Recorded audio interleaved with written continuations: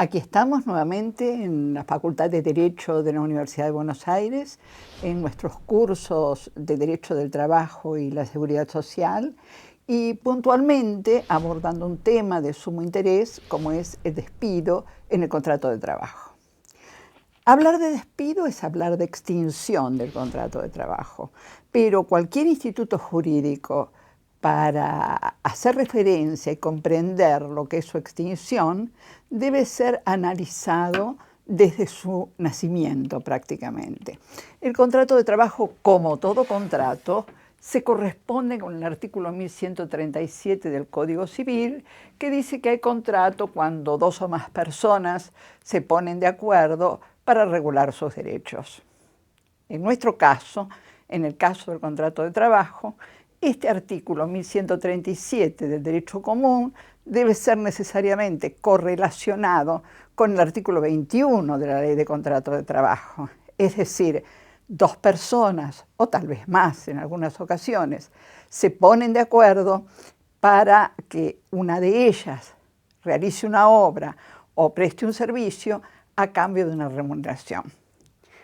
Algunos se preguntan por qué el derecho del trabajo, con este solo contrato que le sirve de base, es una disciplina autónoma. El derecho civil encierra una serie de contratos, el derecho comercial también, y sin embargo nosotros, los laboralistas, con un solo contrato hemos dado origen a una disciplina autónoma, con principios propios, con conclusiones propias, con métodos propios. Esto es así por varias razones. La primera es que casi toda la población trabaja. Casi todos somos sujetos de un contrato de trabajo, ya sea un contrato de trabajo en relación de dependencia o de otra especie. Y la segunda razón, y tal vez la más importante, es que el contrato de trabajo tiene su origen en un tipo de relación que a su vez hace nacer obligaciones únicas, especiales, distintas de lo que puede ser cualquier otro contrato, sea civil, comercial, administrativo, tributario, de cualquier otra naturaleza. En el derecho del trabajo, nosotros tenemos, si hiciéramos un corte transversal de lo que es una relación de trabajo, tendríamos una relación de trabajo individual donde una de las partes, que es el trabajador, se encuentra por debajo, digamos, de la otra, que es el empleador. Y cuando digo por debajo, quiero decir que el vínculo que los constriñe, y digo constriñe especialmente, como decían los romanos, el vínculo que los ata es oblicuo. Mientras que si yo dibujara una relación jurídica de derecho civil o comercial, de cualquier otra disciplina, relación jurídica común, yo tendría un acreedor, un deudor y un vínculo horizontal. Esta es una relación simétrica. Yo podría agregar que acá hay un objeto, acá una causa fuente, acá una causa fin. Por ejemplo, la causa fuente acá puede ser un contrato de compraventa, civil o comercial. En cambio acá yo voy a tener siempre de causa fuente un contrato de trabajo. Es el origen único de esta relación. También tengo un objeto, por supuesto, y tengo también una causa fin. Pero esta relación no es simétrica como aquella, es asimétrica. ¿Esto qué quiere decir? Que nuestra disciplina da origen a una especie de obligación única, distinta. Y esto hace que necesariamente deba tener principios propios, métodos propios, conclusiones propias. ¿Por qué? Porque el derecho mismo nos exige que este vínculo oblicuo se vaya modificando y se vaya en el devenir del movimiento del mundo jurídico convirtiendo en algo simétrico. ¿Cómo lo hacemos? lo hacemos porque nuestras normas jurídicas, a diferencia de las normas jurídicas que rigen acá, surgen, fíjense ustedes, nosotros tenemos un ámbito de la realidad, donde estamos nosotros, desarrollando conductas, viviendo. Tenemos un ámbito normativo, donde están las normas jurídicas que regulan nuestras conductas. Y tenemos un ámbito normativo o axiológico de valores que iluminan de alguna manera estas normas jurídicas que funcionan como filtros para regular nuestras conductas. A nosotros nos es útil ubicar acá el valor justicia. Entonces quiere decir que esta norma no solo será derecho, sino que además será un derecho justo. ¿Por qué hago referencia a este esquema del mundo jurídico cuando hablo de este tipo de relación y de este tipo de relación y las comparo? Porque es función del legislador ubicado acá generar normas jurídicas que si alguien es más vulnerable o más débil, como es el caso del trabajador, lo recoja con su normativa y lo lleve al mismo nivel que tienen el resto de los sujetos. Ese funcionamiento legislativo hace que la disparidad, la asimetría que la realidad marca en esta relación se vaya enderezando lo más posible para encontrar una cierta afinidad con esta, porque en ambas necesariamente por mandato constitucional tiene que regir el artículo 16 de la Constitución Nacional. Tenemos que ser iguales. Se logra más o menos, se logra lo mejor que se puede, pero no podemos regir esta situación fáctica con la normativa, con la misma normativa, con los mismos principios, con los mismos métodos que regimos esta otra. Esto que yo estoy mostrando acá es una relación que nace de este contrato de trabajo al que me referí inicialmente y que es la reunión, digamos así, ese consenso, ese convenio entre el trabajador y el empleador para que mientras uno presta un servicio, el otro le pague por eso una remuneración. Así nace el contrato de trabajo. Dicen los españoles que el contrato de trabajo es una especie de tubo. Un tubo, fíjense ustedes, donde el trabajador, cuando inicia, entra, vive y luego sale. Esto es de fundamental importancia en nuestra disciplina, porque todo esto, toda esta simetría que vivimos corrigiendo para lograr el rescate de los más vulnerables, que son los trabajadores, ocurre acá adentro. Esta especie de batalla nuestra, este accionar de los laboralistas, ocurre allí adentro. Se celebra el contrato, y la ley obviamente se ocupa de todo esto, a partir del artículo 21 de la Ley de Contrato de Trabajo, y después vamos desarrollando legislativamente, vamos desarrollando en nuestras clases al compás de la normativa todo lo que ocurre dentro de ese tubo. Y llegamos a un final que se puede dar de diversas maneras.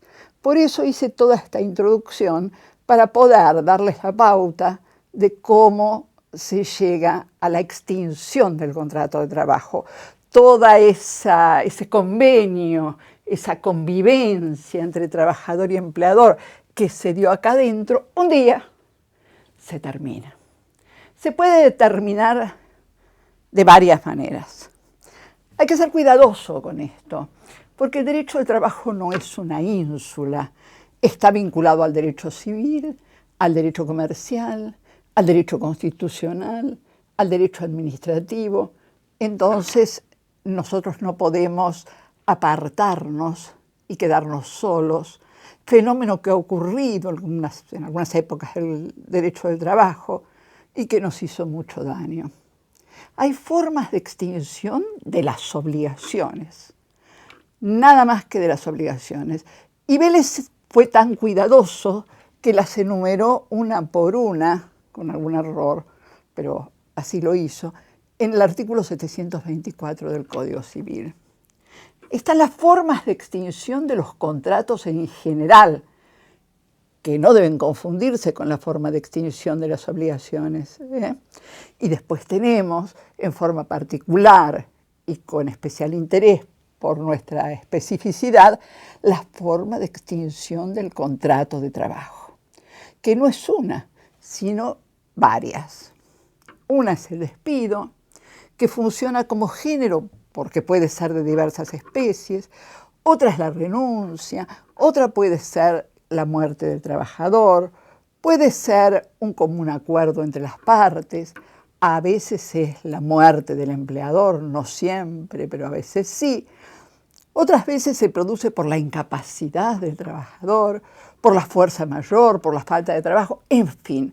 El legislador ha previsto, como debe ser siempre, esto que ve en la realidad y que lo transporta y lo convierte en ley.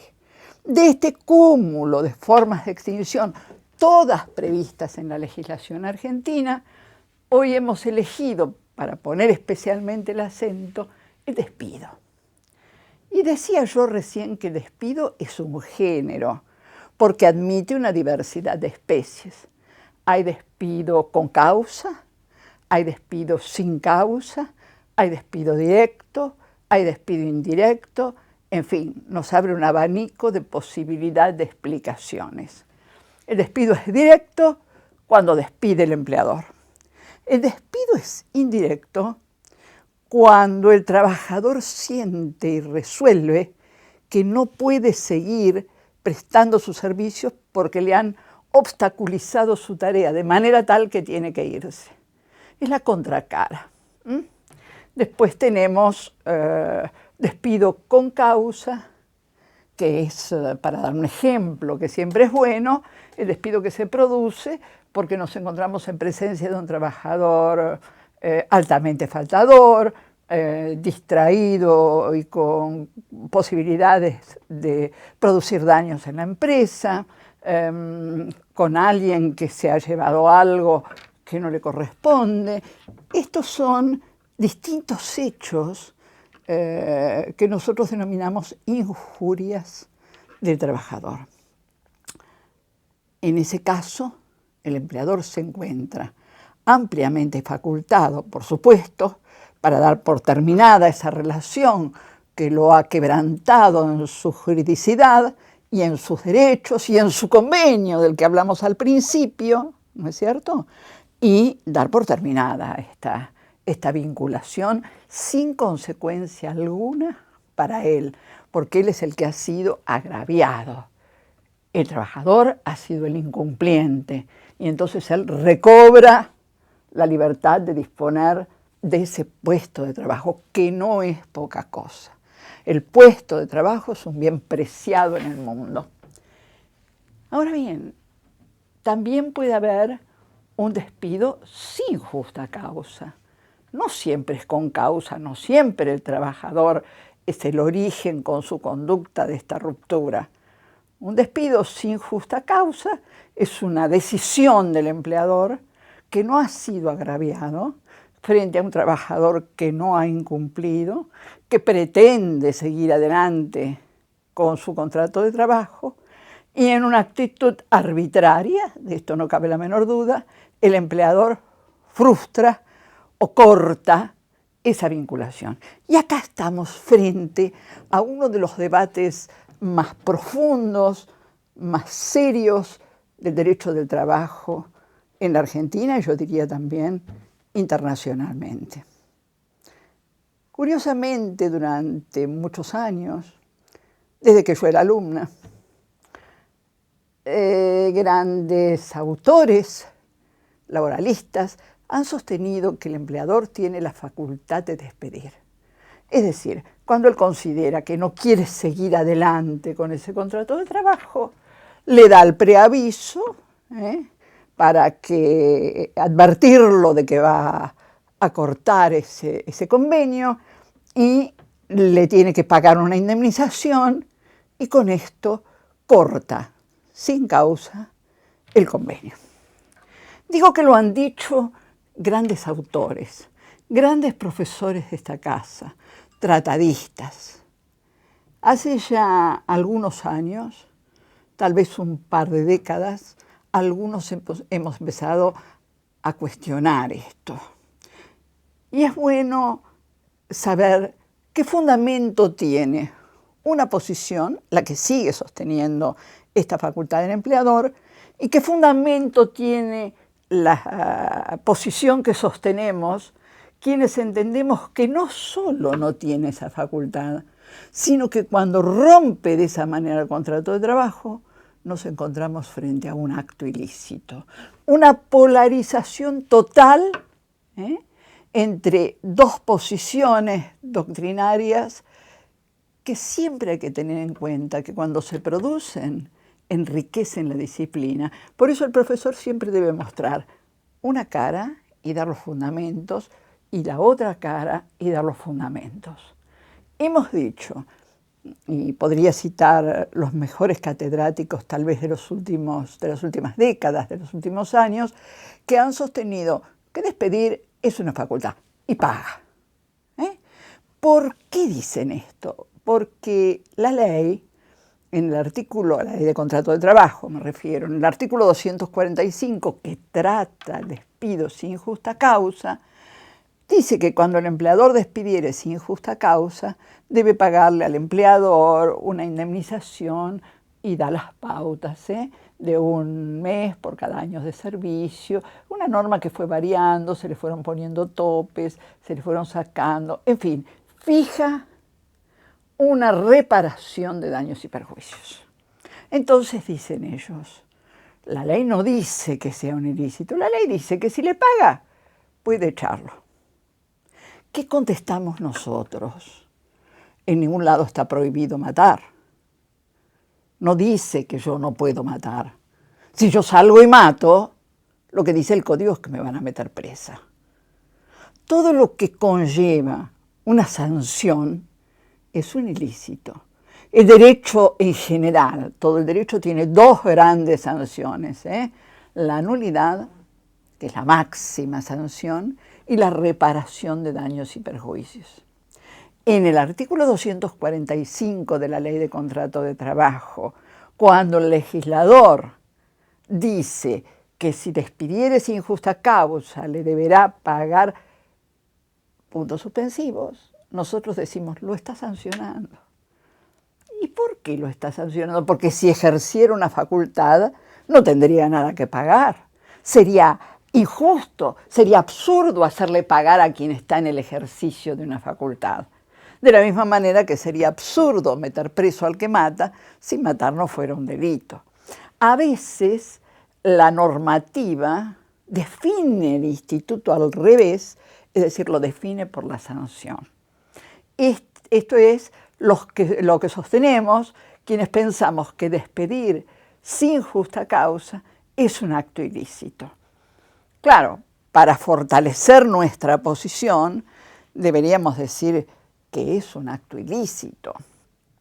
Lo ha dicho Vélez. Vélez, tal vez el mejor jurista que ha tenido nuestro país, conceptualizó y estampó, lo convirtió en norma jurídica el concepto de acto ilícito. Esto está obviamente en el derecho común, porque el derecho del trabajo no se ocupa de definir estos institutos. El derecho del trabajo, como muchas otras ramas del derecho, es un derecho de especificidades. Se ocupa de lo que es específico y propio del derecho del trabajo. Todo lo que es común debe buscarse en el tronco. ¿Y el tronco qué dice? Artículo 1066 y 1067 del Código Civil dice que habrá acto ilícito cuando se reúnen 4 requisitos: la violación de la ley, un daño, el nexo causal y un factor de atribución de responsabilidad. Dados esos 4 elementos, ningún jurista podrá discutir que estamos en presencia de un acto ilícito. Y no podrá discutirlo porque lo dice la ley. Hemos de ver entonces si en el despido sin justa causa están esos 4 elementos. La Ley de Contrato de Trabajo dice en su artículo 90, el contrato de trabajo se entiende celebrado por tiempo indeterminado. No dice para siempre.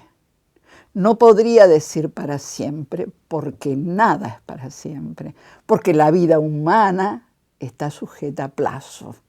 Entonces, el contrato de trabajo está sujeto a plazo, pero a un plazo indeterminado.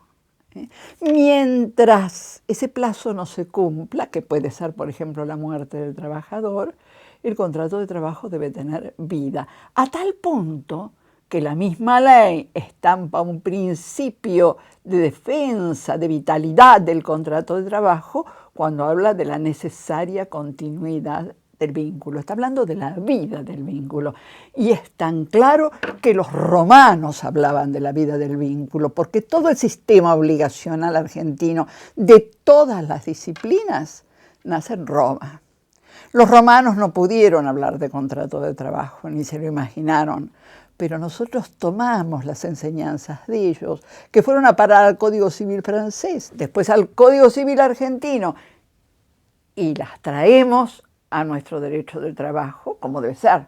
No puede ser de otra manera, de manera tal que tengo una norma, primer elemento del acto jurídico, que es el artículo 90 de la ley, que me dice que el contrato de trabajo se entiende celebrado por tiempo indeterminado. ¿Qué me está diciendo? Que tiene vida, que no puedo cortarlo. Pero además, la ley me explica claramente que si lo cortara, produciría un daño. Ese es el segundo elemento. ¿Y por qué digo esto? Y digo esto porque si está fijando una indemnización, hay un reconocimiento de daño. Solamente se indemniza el daño. Podríamos hacer, si tuviéramos mucho tiempo, podríamos hacer hasta una gran explicación sobre cómo, en cierto modo, el derecho de trabajo se mete en el derecho de daños y cómo podríamos relacionar, fíjense, el artículo 90 de la Ley de Contrato de Trabajo que me habla de la continuidad, el 1066 y el 1067 del Código Civil que me hablan de los elementos y el 19 de la Constitución Nacional, el alterum non laedere, que dice que está prohibido producirle un daño a otro. No se le debe restar importancia a este artículo 19, es nuestro. Cuando digo nuestro, lo digo con orgullo. Es nuestro porque estaba ya en el reglamento de 1811. Pero hasta el derecho de los derechos humanos, hasta el derecho natural, que Cicerón decía que estaba escrito en el corazón de los hombres, hasta cualquiera de las religiones que conocemos, señalan que no hay posibilidad de producir un daño a otro sin repararlo. En principio está prohibido producir un daño a otro y si se produce hay que repararlo. Aquí hay la violación del artículo 90 porque rompí el vínculo que era para siempre, el reconocimiento de un daño. ¿Por qué lo estoy indemnizando?